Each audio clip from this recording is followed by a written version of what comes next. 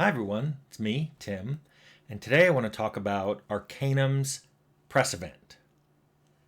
This was a really fun press event that was called Editor's Day that we held in April of 2000. Sierra, the publisher, invited press to preview Arcanum at the Magic Castle, which is a club in Los Angeles. It's a really cool club. It is only open to magicians and their guests, professional magicians. And some pretty famous people have appeared at the Magic Castle. Steve Martin has appeared there. Neil Patrick Harris, which if you watched my video on board games, everywhere I go, it's Neil Patrick Harris. It's been like that my whole career. Neil. Patrick, Harris.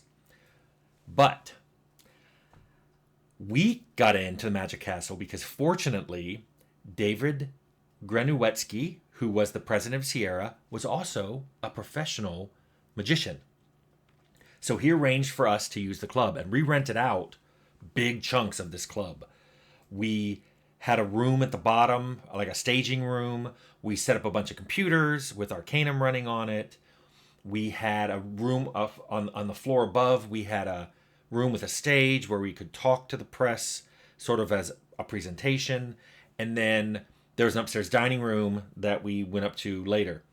It was a very long and tiring day, especially for me, where I can only do my extroversion in jumps and leaps and narrow periods.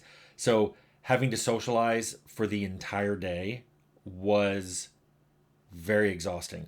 Fortunately, the way the Magic Castle was set up, it's like a giant mansion. And there was lots of ways to kind of just slip away and have 20 minutes to myself in a seance room or a little hidden room that was behind some curtains that I just wandered into and went, there's a nice overstuffed chair in here and a window. I'm just going to sit for 10 minutes. The thing I remember most about this press event is I was talking to Granuwetsky before the presentation in the room at the stage, and he said, he came over because he goes, I'm going to introduce you before all the assembled press because you're going to then talk about what they're going to see. And I said, great. I thought of this great opening line. I was going to say, not everything you see here tonight will be smoke and mirrors. Because we were going to show them the actual game. They could play it, run around. No, not us running it. They could run it. Well, Granuwetsky got up on stage to introduce me, and he used that as his opening line. I was shocked. I remember looking over at Genevieve Waldman, who was our PR agent person, and I was like, I was shocked that he just took my opening line, and then he introduced me, and I had to walk up on stage, and I was like, ugh. I had to ad lib the opening. I don't know what I said. I have absolutely no recollection of what I said. Sharon Shellman told me later, she goes, that was good. And I'm like, what did I say? She said it was something about, I may not be a doctor like the BioWare doctors. She said there was something nice and fun, and then you segued right into Arcanum. I don't remember this. Then the press went in and started playing on the PCs we'd set up. And because there wasn't enough PCs for all of them, they just kind of chatted with us informally. Many of them had questions already, so you'd see them come over and they'd be waiting, and then they'd hit you with their questions. Some just wanted to talk to us, and that was fun. There was I think he was from IGN, John Rick. He and I just chatted about Arcanum, about other games, about Fallout, about other RPGs that were out. In fact, when we ended up going up to the castle dining room for, I don't know if it was a late lunch or an early dinner. It was a big meal. It was really good. We ended up just sitting across from each other and talking some more, just about like what the industry was like and places he had worked and where I had worked before Interplay, because I had never really talked about Pegasus before. and that was fun. It was called Editors Day because a lot of the press we invited were the editors of their particular publications. And there were websites, but a lot of these were people coming from magazines like PC Gamer, Computer Gaming World, and other print magazines. And then there were a lot of things like IGN, which were just websites. So that was pretty much the day, and I thought that was all I had, and then I found this. This is a very solid Arcanum box. I think it's from that. It might have been from a later E3 event. If it was, I didn't go to it. This thing is sturdy. This thing is rock solid. I used this for years as a monitor stand.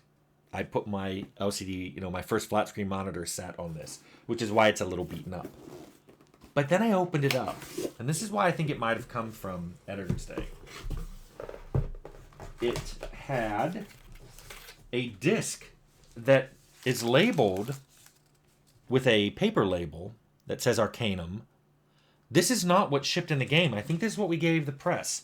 And I think what it contained on it wasn't the game, it was press materials. Because the box also contained a few other things. Let me show you. It had one of the newspapers for the Arcanum Times, which we thought was clever because, the game had a newspaper inside of it. So we gave them this.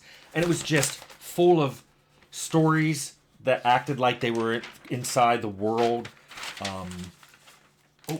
There we go. It had ads. It had artwork that was from the game. It had advertisements that looked like they were from the game world. It was really cool. It was like, how many pages is this? It's like 8 pages long. It's pretty big, and it's, as you can see, it's huge. There were hints about elvish tombs found in the Moribund Plains. So it was really cool. I had a bunch of these at one point that I didn't know this one was in the box. I had a bunch of these. I ended up giving them out. I know I talked to people at PAXs and stuff, and I would often sign them and give them one of these. And that was fun. This also contained this is it, because it says fall of 2000. And I think this is an early version we gave them in April to the press. It was kind of like a product description. It was like a sheet of what Arcanum is, what the game is going to be like, a quick overview of the stats and the quests you're going to be going on, the fact that we have dynamic colored lighting. There was also a talk about making it multiplayer, and how we were going to ship with tools for people to make their own adventure. And there's Genevieve. Oh, that's right. She got married. Genevieve Ostergaard. So, there was also this, which I thought was very interesting. This is a chapter 1 of an Arcanum story called An Unfortunate Affair. And I believe Leonard wrote this. It's about a young mage named Paramin Smythe. And it's just all the things that he does. He wanders around Tarrant. He tries to get on the train, finds out mages weren't allowed to sit in front. That kind of stuff. It was just kind of like, how can we give them something which captures the tone of our very unusual world? Now, if you played Arcanum, you get it. But when Arcanum was coming out, people didn't get what we were trying to do. And when we said Lord of the Rings enters an industrial age, we got a lot of blank looks. And then the other thing that was in here was, and I'm pretty sure this did come out because this is dated March, it's the Arcanum FAQ. So it's a lot longer than the product description. It's basically a huge list of questions. And what it was I think what I did was I collected all the questions that press had into one fax, so I could just hand it to them. So when they left the press event, even if they didn't ask me a question, they had the answers to it. And I remember one of them that surprised one of the press guys was it said, what are things you can test against in a dialogue line? And there's this huge list. It's like, how smart is the PC? How much money does he have? What's his alignment, charisma? Does he have a particular NPC follower? Is the game in a particular state? How skilled is he at various skills like haggling? What level is he? What's his magic tech aptitude? Have they met before? Did they like him? Did he spend a lot of money in the shop? I mean, there's just this huge list of things. So it's really cool to find this. So I'll have to figure out what's on the CD. I literally don't have both my desktop and my laptop. Neither of them have CD drives in them anymore. So anyway, that was all the stuff I could find on the press event. 2000 is just 2 or 3 years before I ended up getting a digital camera.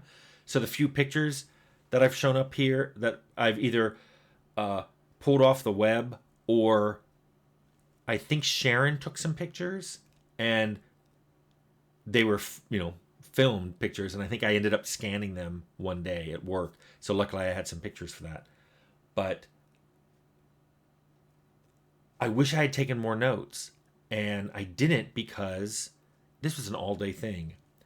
And when I got home that night, we didn't stay up at the club. A lot of them stayed up in LA. We had to drive back to Orange County. I was wiped. And I think I woke up late the next day and I just took the day off. So what I kind of kept addressing here was the very small number of notes I had about the day. And that's it. Like I said, I don't even know what I formally said. It wasn't what I wrote down. But the press seemed to like it. Anyway, it wasn't a huge, crazy press event like others that I've talked about. But for the dozen people that worked on Arcanum and were the entirety of Troika, this was a big deal to us. So I hope you liked this little snippet of Arcanum in April of 2000.